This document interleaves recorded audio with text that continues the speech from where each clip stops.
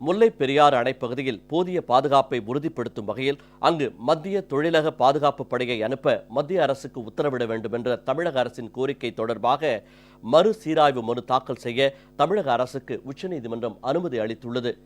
முதலமைச்சர் செல்வி ஜெயலலிதாவின் விடாமுயற்சி மற்றும் தொடர் சட்ட போராட்டங்களின் பயனாக முல்லை பெரியாறு அணையின் நீர்மட்டத்தை முதல் கட்டமாக 142 அடியாக உயர்த்த உச்சநீதிமன்றம் அனுமதி அளித்தது.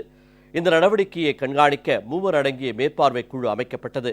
இக்குழு தனக்கு உதவ 5 பேர் கொண்ட துணைக்குழுவை அமைத்துள்ளது.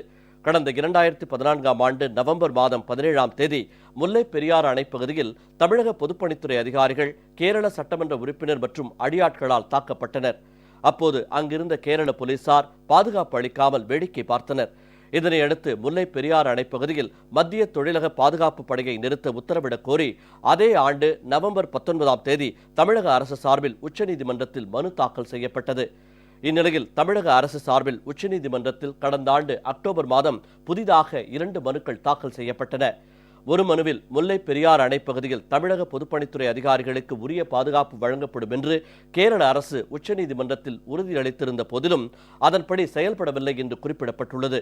எனவே முல்லை பெரியாறு அணை மற்றும் அப்பகுதியில் பணியாற்றும் தமிழக பொதுப்பணித்துறை அதிகாரிகளின் பாதுகாப்பை உறுதிப்படுத்தும் வகையில் முல்லை பெரியாறு அணை பகுதியில் மத்திய தொழிலக பாதுகாப்பு படையை நிறுத்த மத்திய அரசுக்கு உத்தரவிட வேண்டும் என இந்த மனுவில் வலியுறுத்தப்பட்டுள்ளது. தமிழக அரசின் மற்றொரு மனுவில் முல்லை பெரியாறு அணை பகுதியில் பராமரிப்பு பணிக்காக செல்லும் தமிழக பொதுப்பணித்துறை அதிகாரிகளை கேரள வனத்துறையினர் அனுமதிப்பதில்லை என்றும் உபகரணங்கள் மற்றும் பராமரிப்பு பொருட்களை கொண்டு செல்வதற்கும் அவர்கள் அனுமதிப்பதில்லை எனவும் குறிப்பிடப்பட்டுள்ளது. எனவே அணையின் பராமரிப்பு பணிகளை தமிழக அதிகாரிகள் மேற்கொள்வதற்கு கேரள வனத்துறையினர் எவ்வித இடையூறும் செய்யாமல் இருக்க கேரள அரசுக்கு உத்தரவிட வேண்டும் என்றும் அந்த மனுவில் கேட்டுக் கொள்ளப்பட்டுள்ளது. இந்நிலையில் முல்லை பெரியாறு அணை பகுதியில் போதிய பாதுகாப்பை உறுதிப்படுத்தும் வகையில் அங்கு மத்திய தொழிலக பாதுகாப்பு படையை அனுப்ப மத்திய அரசுக்கு உத்தரவிட வேண்டும் என்ற தமிழக அரசின் கோரிக்கை தொடர்பாக மறுசீராய்வு மனு தாக்கல் செய்ய உச்சநீதிமன்றம் இன்று தமிழக அரசுக்கு அனுமதி அளித்துள்ளது.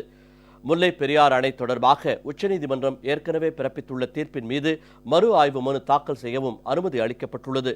இது தொடர்பான வழக்கு பின்னர் எடுத்துக் கொள்ளப்படும் என தலைமை நீதிபதி திரு TS தாக்கூர் தலைமையிலான அமர்வு தெரிவித்துள்ளது.